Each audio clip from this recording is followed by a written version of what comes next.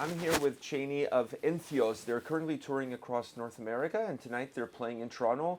I believe you're halfway through the tour, give or take a day. Yeah. Give or take a day. Yeah. So give us a little bit of a look back at how that first half of the tour has been for you. Incredible. I mean, this is like, as far as a headlining tour is concerned, our first headlining tour ever. It's a dream come true. There have been sellouts. Every night has been packed, even if it's not sold out. We had no idea what to expect. I mean, we see ticket counts, right, before we go on tour, but there's a lot of anxiety attached, maybe for me. I'm always going to be the type of person who, like, doesn't think anyone is going to show up to my birthday party type, you know. So I was having, like, fever dreams the last week before we got on tour. Like, what if no one shows up? What if everyone leaves after Fallujah gets off stage? And it's been just the absolute opposite of that. And I mean, you know, this has been, playing music has been my entire life since I was 12 years old. So to think about that, Chaney, and where I and my band are now, it's just like really surreal. And I can't even wrap my head around it. I don't know. I don't know. It's going to take me a while to like really, when I'm home, you know, to really think about this and how incredible it's been.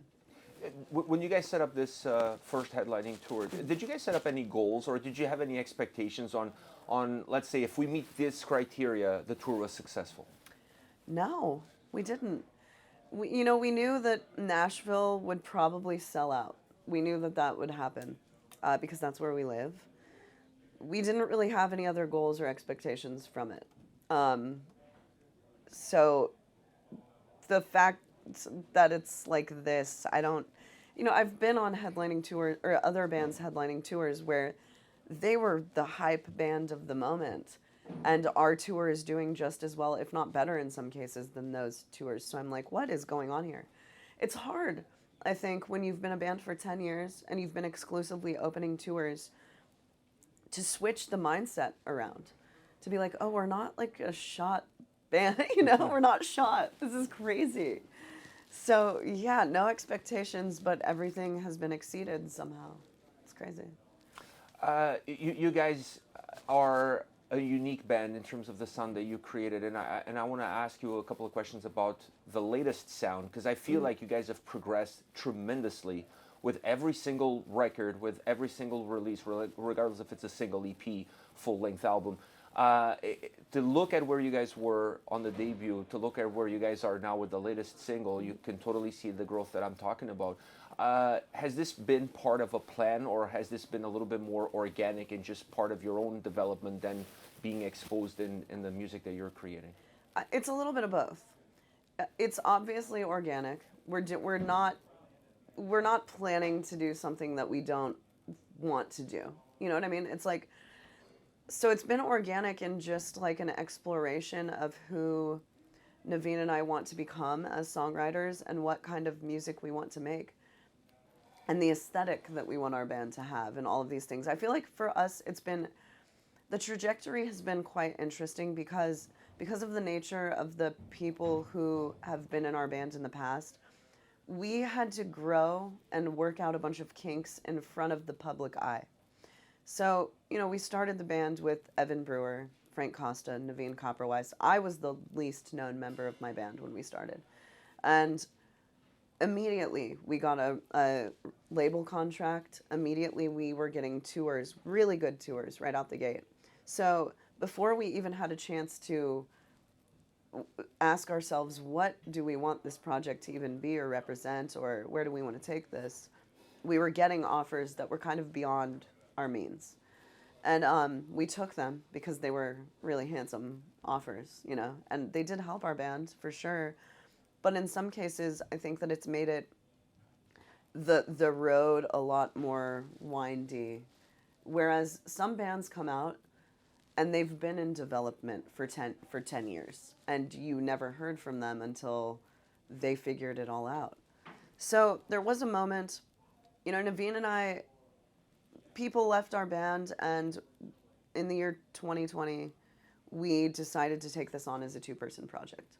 And there is a moment where we sat in our kitchen neither of us were very happy with the type of music we were writing. Neither of us were very happy with the aesthetic of the band, because I think when you get 5 people, 4 people in a room who all have a bunch of different influences and none of them really agree with each other, everything goes a million different directions, right? Naveen and I are very, we're married. We have a lot in common. We build on each other's strengths, I would say. So in 2020, we had a meeting in our kitchen. It was just the 2 of us, and we were like, let's think about this. Let's think about what we really want this to be. How this best represents us. How does this best represent the way we dress? You have to think of all of these like minuscule aspects of being in a band, and I know it sounds silly, but these all are a part of building a world. And the world of Entheos, in that meeting, we decided where we wanted the aesthetic to go, where we wanted the songwriting to go. And with the songwriting, we were like, why are our songs focused on the instruments standing out when a vocalist is like the thing that connects with people, A lot of the time, my vocals were the afterthought of the band, because I was in a band with such prolific, incredible musicians who were all in instrumental projects before this band. Mm-hmm. So we kind of we flipped the band around. And I think that one thing that we can thank for that is Naveen played drums on Whitechapel's album, The Valley, and he worked with Mark Lewis on that album. And he saw their process. And Whitechapel writes their music for Phil to stand out. Like, Phil is the focal point in their music. And Naveen was like, oh, duh. Like, we should be writing music for Chaney to stand out. And like, getting behind propelling Chaney's strengths, while also, writing the music that we want to write. But that's a main goal of ours. So for me, I can do every screaming thing. Technical music is cool. I'm not really into technical death metal. Full disclosure, like, that's not what I listen to ever. I like post-rock. I like stoner metal. I like electronic music. I like 80s, Drab Majesty, Chelsea Wolf, Isis. All of these are like my favorite artists. And so that's the direction that I've always kind of wanted to take the band. And so we decided at that point, like, how do we bring these rock ideas like Marilyn Manson and Rammstein and all of this stuff that we really, really love, Nine Inch Nails, and kind of blend it all together and give it like a death metal edge in some ways. So that's really where that's where it all started. That's where the idea was birthed. And I feel like just now we're starting to really, really, really get into that. And that's where Empty on the Inside comes in. Which, by the way, what a single. Thank you. It's a phenomenal song, and not only that song, but even if I go back to the EP that predecesses it, the last couple of releases you guys did, from an emotional standpoint, as far as a listener is concerned, man, I don't think I've ever connected with a band as deeply as I have with these last couple of tracks from an emotional standpoint. Like, you really feel invested into the music, almost like you're speaking on our behalf, on my behalf, when I'm listening to these songs. And that's something that it wasn't there earlier on, for sure. Yeah. So when you're writing these songs now, when you're putting together these tracks with that more emotional backdrop, does that require a little bit more of you to be out there? Are you letting people look a little bit deeper into who you are? Absolutely. And I think that it's very important what you just said, that it wasn't like that at the beginning of the band. And that was because it took me a long time to be super comfortable putting myself out there on that level. I am an emotional person. That is who I've always been. For some reason, 10 years ago when we started, I felt like I had to be more guarded. I felt like that, I don't know if it was like who was in the band and that I thought that they would think it was silly the way I was writing or whatever, but I've just become far more comfortable with being myself. And now I'm the most myself that I've ever been. And I'm kind of on a, maybe it's because I'm older, a little wiser, a little more on a fuck everyone type, I used to say I didn't give a shit what people thought. Now I actually don't give a shit. And that's the type of stuff that I resonate with. Those are the lyrics I've always liked. So why I felt guarded in that before, I have no idea. But I now think that it helps, first of all, me heal more to write in that way, because that's what music is for me. That's what writing lyrics is for me. It's catharsis, it's healing. You know, I've always been kind of a dark, depressed, melancholy person. That's who I am. Sylvia Plath has been my favorite poet since I was, you know, knew what poetry was, if that tells you anything. And it's like, I've just become more comfortable with being that person. And that's who I will always be from here going forward. And I think the proof is in the pudding there, where you're saying you resonate with this more than anything that we've done. That's how I feel. That seems to be the general consensus. The songs that I see people singing live are the newer songs. And there's something to be said for like putting yourself out there like that. And I think that it helps us feel like this universal connection as well. Like when none of us are alone in this. Life is, you know, we live it individually, but we're all going through a lot of the same shit at different times in our lives. And I think that it's important to remind each other of that, and remind each other that, you know, it's very in vogue now for everyone to think they're a weirdo and that they're alone. And we're all fucking weirdos. We're all alone, but we're all together in that.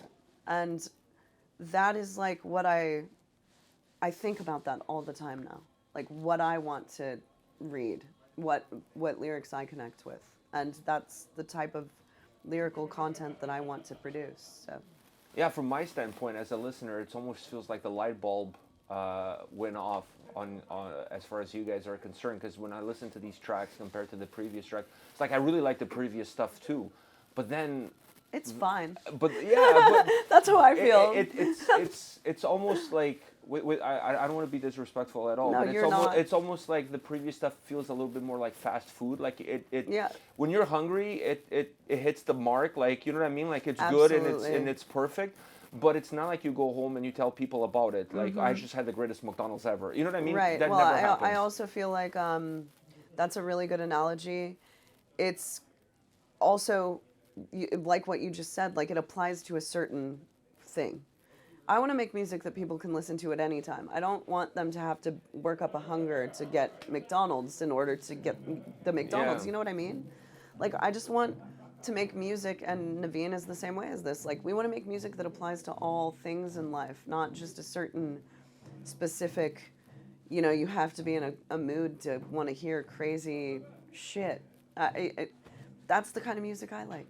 I just like music you can put on, and it's nice to listen to, and you resonate with it, and that's what we're trying to make. It moves you. Yeah, I think moves you. I think that's super important. Like for Yes. me, music has to move me. The lyrics is a huge part of it. Same. Vocals are a huge part of it. And when I look at your vocals, there's also been a lot of development and growth there. How much between records do you work on your vocals and where you want to take them? I mean, that's all I do. It's my job, for a lack of a better word, but I work on vocals. It's my entire life. It's probably to a fault how much I work on them. I at least sing, I would say probably 2-3 hours a day. I demo all the time. I'm constantly just like practicing to songs. Luckily, YouTube has any song that I could ever dream of as karaoke now. So I'll just sit in my room or my office and just like sing along to songs and just work on things. And that's how I've always been. I always have tried to like kind of mimic my favorite stuff and then do it in my own way and like add it to the toolbox. I never want to sound like another vocalist, but I want to be able to do everything that another vocalist does.